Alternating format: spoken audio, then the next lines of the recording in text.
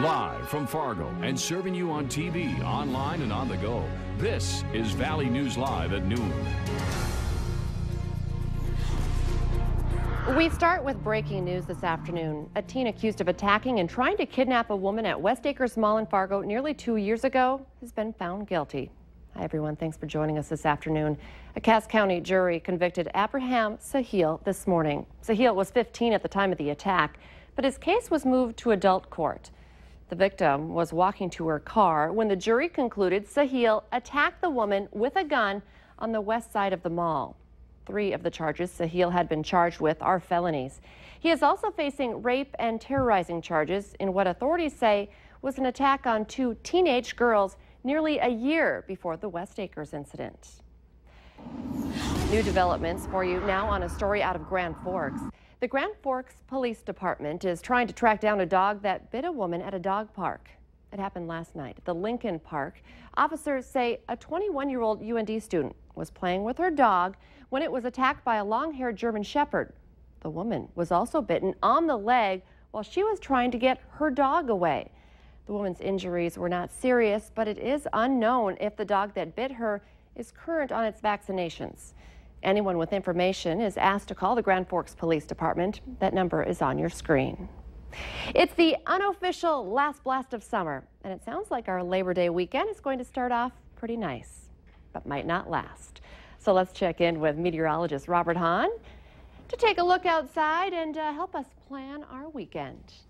Yeah, not bad out there. We do have a bit of wind out there. We're going to contend with some windy conditions not only today, but through the day on your Saturday as well, with some gusts approaching 40 miles per hour. We do have lots of sunshine, though, and that has warmed us up into the 70s in most locations. 74 here in Fargo, also 74 in Grand Forks and down in Sisseton. Warm spot, 75 way up in Langdon. There are your winds, and again, they've been on the gusty side, and get used to them. They're going to be around for quite a while as we head through the next 48 hours or so. Just a few clouds from time to time, and underneath what few clouds we do have, no precipitation out there, none anticipated as we head through the day, and most of your Saturday. Going to show you the first 2 days of that 7-day forecast today. Windy and warm. Tomorrow, that slight chance for showers and storms, but that shows up late tomorrow night. And more details on what could be a stormy weekend coming up in just a few minutes. All right. Thank you, Robert. The Minnesota State Patrol is still investigating an accident that left a pedestrian dead in Becker County.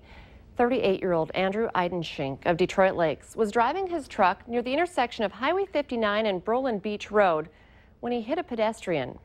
The name of the victim has not yet been released. Be sure to stay with Valley News Live and valleynewslive.com for updates on this developing story. And some new information this afternoon on a story we first brought to you yesterday out of Barnes County. We now know the names of the people involved in a deadly head-on crash. 64-year-old David Roll from Lemoore died in the crash.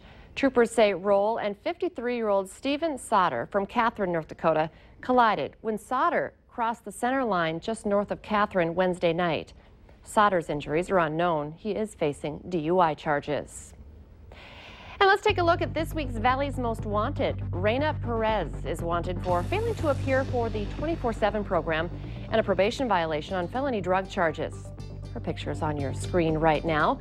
Call your local law enforcement if you have any information on Perez. A former Stanford University swimmer walked out of the Santa Clara jail in California this morning after serving just 3 months of a 6-month sentence for sexually assaulting an unconscious woman.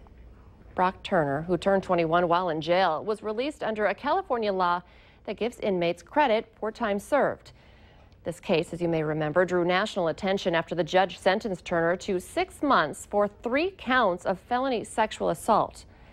The victim impact statement went viral, and a campaign to have the judge recalled is still underway.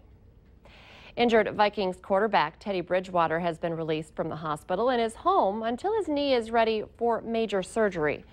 Bridgewater has been cared for at the Hennepin County Medical Center since suffering a catastrophic dislocation of his knee and the complete tear of his ACL on Tuesday. Bridgewater has been placed on the injured reserve list, officially ending his season. San Francisco 49ers quarterback Colin Kaepernick is standing firm in his highly controversial refusal to stand up during the national anthem. Kaepernick took a knee during the anthem at last night's military night in San Diego, prompting both criticism and support from fans, including some veterans. Kaepernick is continuing his protest against racial injustice and police brutality. He says his critics don't understand his message.